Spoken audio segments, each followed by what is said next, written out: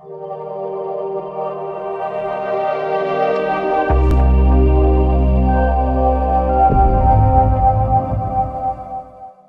दोस्तों, welcome in discover Rajasthan, keep discover keep learn.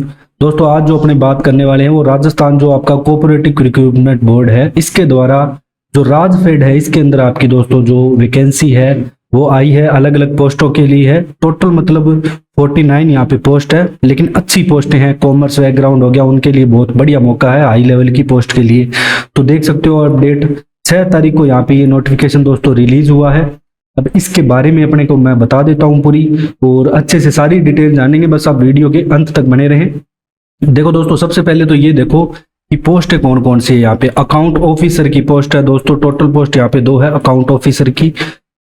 Animal nutrition officer की 1 है। Programmer की बात करें तो 1 है।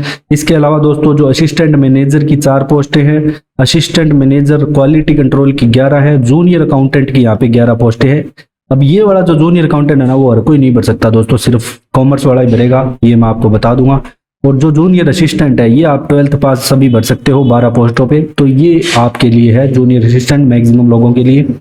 फिर ऑपरेटर आ जाएगा एनिमल। फिर फिटर जो ITI वालों के लिए भी यहाँ पे 2 पोस्ट है। तो सभी के लिए जहाँ पे अभी आपको लगे कि इसके लिए, तो उनको आप ये वीडियो जरूर भेजें। इन्फॉर्मेटिक असिस्टेंट यहाँ पे जो सूचना सहायक है, वो भी 2 पोस्टें हैं। जो तैयारी कर रहे हैं सूचना सहायक की, वो भी ये भर सकते हैं। अच्छा है।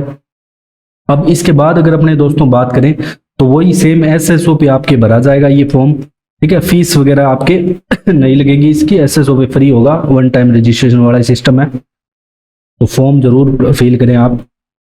इसके बाद अपने पोस्ट वाइज अपने वो देख लेते हैं कि कौन एलिजिबल है किस पोस्ट के लिए। तो ये देखो, सबसे पहले लेखा अधिकारी की पोस्ट है, हाई लेवल की पोस्ट है दोस्तों, अकाउंट ऑफिसर जिसे बोलते हैं। इसमें bachelor degree commerce with first division and intermediate CA/ICWA होना चाहिए साथ में। तो इसमें जो भी आपका सिलेबस है वो भी दे रखा है कि पार्ट A में आपके क्या आएगा, अकाउंट, कॉस्टिंग।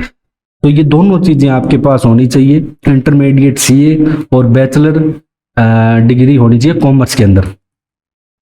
और पार्ट A मतलब कॉमर्स वाला पार्ट आपका 80 नंबर का यहाँ पे रहने वाला है।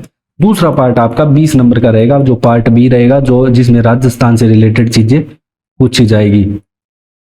अब अगली पोस्ट दोस्तों आपकी आ जाती है एनिमल न्यूट्रिशन ऑफिसर, पशु पोषण अधिकारी।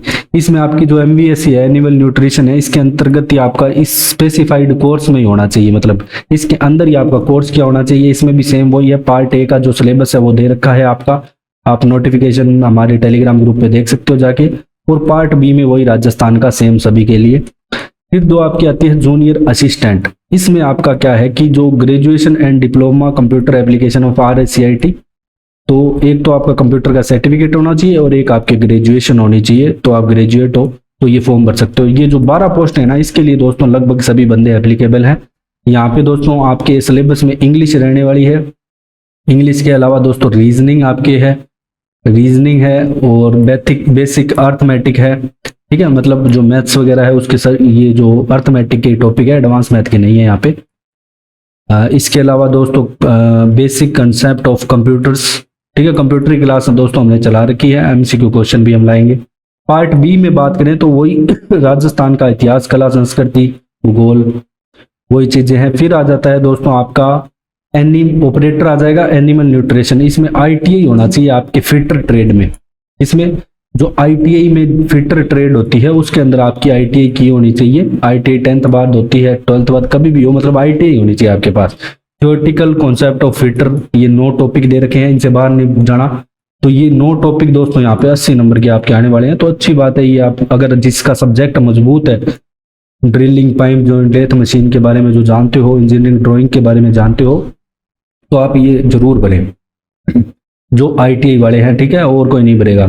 फिर स्पेसिफिक फिटर के लिए भी यहाँ पे है दोस्तों ITI डिप्लोमा, जिसने फिटर ट्रेड में कर रखा है, उसके लिए भी सेम वही 7-8 टॉपिक दे रखे हैं। इसके अलावा पार्ट B में आपके जो राजस्थान का है वो सारे टॉपिक कवर होंगे यहाँ पे। फिर आपका आ जाता है असिस्टेंट मैनेजर आ जाता है। इसमें आपके पास दोस्तों क्या है, MBA होनी चाहिए फ्रॉम ए रिकॉग्नाइज्ड यूनिवर्सिटी, मतलब MBA बड़ा बंदा असिस्टेंट मैनेजर की यहाँ पे पोस्ट भरेगा। इसका भी यहाँ पे दोस्तों आपके 10 एक टॉपिक जो है दे रखे हैं पार्ट A में। पार्ट B में सबका सेम रहेगा 20। 80:20 का यहाँ पे दोस्तों जो है सारी चीजें हैं। फिर जो असिस्टेंट मैनेजर है क्वालिटी कंट्रोल, इसमें आपकी बीएससी होनी चाहिए एग्रीकल्चर में, ठीक है। सॉरी, तो बीएससी एग्रीकल्चर वालों के लिए दोस्तों ये पोस्ट है स्पेसिफिक, ठीक है। जिन्होंने बीएससी किस में कर रखी है, एग्रीकल्चर में कर रखी है, उनके लिए ये असिस्टेंट मैनेजर क्वालिटी कंट्रोल की पोस्टें हैं। वही फूड सेफ्टी से संबंधित जितने भी यहाँ पे टॉपिक है वो सारे दे रखे हैं। पार्ट बी में आपके वही सेम राजस्थान जी के पार्ट बी सभी का सेम है। फिर है आपका कनिष्ठ लेखाकार। अब कनिष्ठ लेखाकार आ गया दोस्तों, जूनियर अकाउंटेंट की पोस्ट है, लेकिन bachelor degree in a commerce from a recognized university, मतलब सिर्फ कॉमर्स में वाला ही भर सकता है। जो वैसे आई थी सीईटी के थ्रू उसमें सब भर रहे थे, लेकिन इसमें आपके दोस्तों सिर्फ कॉमर्स वाला भर सकेगा। इसका सिलेबस भी थोड़ा अलग है यहाँ पे, पार्ट ए पार्ट बी सभी के लिए सेम है। फिर प्रोग्रामर की बात करें तो जिसने दोस्तों बीटेक एमएससी कर रखी है आईटी में, इंफॉर्मेशन टेक्नोलॉजी में, या आपने कर रखी है एमसी, ठीक है, मास्टर इन कंप्यूटर एप्लीकेशन, तो आपको ये फॉर्म दोस्तों भर सकते हो। तो मतलब जो सीएस जिनकी ब्रांच है, एमसीए जिन्हें कर रखी है, तो वो या आईटी इंफॉर्मेशन टेक्नोलॉजी से संबंधित है, तो वो यहाँ पे एप्लीकेबल रहेगा। वही डीबीएमएस वगैरह सिस्टम एनालिसिस, तो ये 7-8 टॉपिक है, ज़्यादा नहीं है। ये 80:20 का रहेगा इसमें भी। और इसमें और भी दोस्तों बताया गया है कि एमटेक डिग्री अगर आपकी है आईटी फील्ड में, कंप्यूटर साइंस में, इसके अलावा ईसी वाले भी इसमें अप्लाई है, इलेक्ट्रॉनिक एंड कम्युनिकेशन वाले भी इसमें दोस्तों भर सकते हैं। तो सभी पोस्टों का आप अच्छे से जरूर देखें कि कौन किसके लिए एप्लीकेबल है। अगर आपने एमबीए भी कर रखी है आईटी में तो भी दोस्तों आप यहाँ पे भर सकते हो। फिर आ जाता है आपका सूचना सहायक। दोस्तों सूचना सहायक के लिए आपका ग्रेजुएशन डिग्री होनी चाहिए कंप्यूटर साइंस में, कंप्यूटर इंजीनियरिंग में, ठीक है। वही सेम ईसी वाला भी भर सकता है यहाँ पे, जिसके पास ईसी ब्रांच होगी, इलेक्ट्रॉनिक एंड कम्युनिकेशन। इसके अलावा आईटी इंफॉर्मेशन टेक्नोलॉजी वाला भी भर सकता है।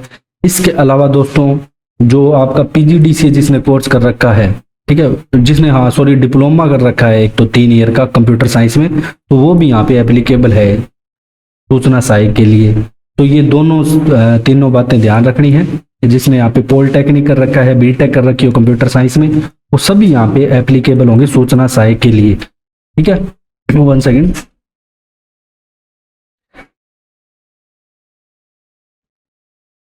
सेम वही बात कही गई है यहाँ भी दोस्तों, जो भी आपका डिप्लोमा वगैरह सारा मान्य होगा। इसके अलावा दोस्तों आपका जो सर्टिफिकेट है वो लेवल का सर्टिफिकेट चल जाएगा, या RSCIT आपकी चल जाएगी। Graduate of A university established by India, जिसने दोस्तों यहाँ पे कोपा के अंतर्गत data preparation and computer software का सर्टिफिकेट हासिल कर रखा है, उसके बारे में बताया गया है। इसके अलावा दोस्तों आपकी क्या है, टाइपिंग भी मांगी गई है, बिल्कुल कम टाइपिंग स्पीड है, 20 वर्ड पर मिनट, हिंदी इंग्लिश दोनों में, ठीक है। बहुत कम टाइपिंग स्पीड मांगी है, तो ये भी आप आराम से कर सकते हो। तो अच्छी पोस्ट है ये भी दोस्तों सूचना सहायक की। इसमें जो सारी कैटेगरी है ये दे रखी है कि कौन कौन भर सकता है। और का मतलब या होता है यहाँ पे, मतलब या आपके पास ये सारी डिग्री हो, तो इसमें 2, 3, 4 पॉइंट दे रखे हैं, तो चारों पॉइंट को लेके चलना है। तो 500, अगर 500 में से यहाँ पे आपके पास कुछ भी है तो आप ये फॉर्म फिल कर सकते हो सूचना सहायक का, ठीक है। अब अपने चलते हैं, इसमें वही 4 क्वेश्चन दे रखे हैं, नेगेटिव मार्किंग होगी, ये सारी चीजें यहाँ पे दे रखी है दोस्तों। एग्जाम वगैरह आगे, मतलब इसका सिलेबस अभी इसके अंदर नहीं दे रखा पूरा, उसका अलग से मैं आपको लेके आऊंगा सिलेबस की क्लास।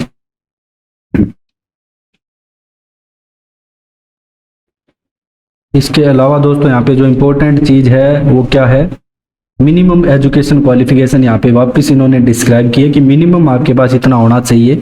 अगर बैच लेखाधिकारी आप पोस्ट भर रहे हो तो आपके पास bachelor degree in commerce with first division and intermediate CA है, तो दोनों चीजें आपके पास मांगी है लेखाधिकारी में।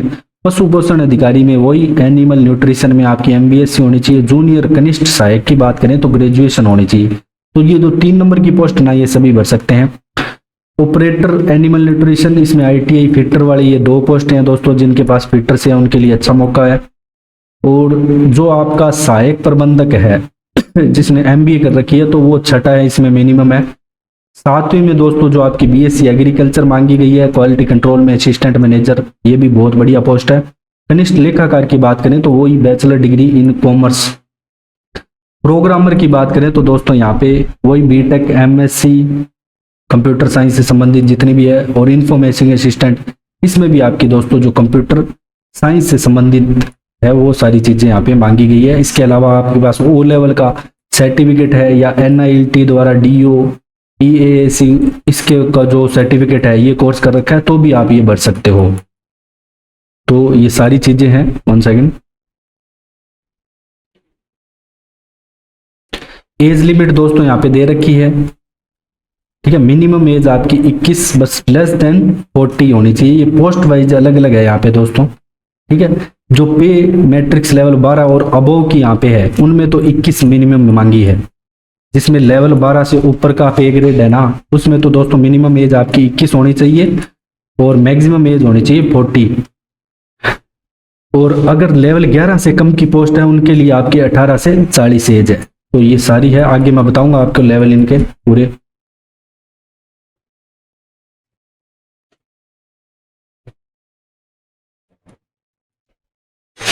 इसका सिलेबस तो अभी नहीं आया है, वो भी आ जाएगा, कोई ना, पूरा करवाएंगे आपको।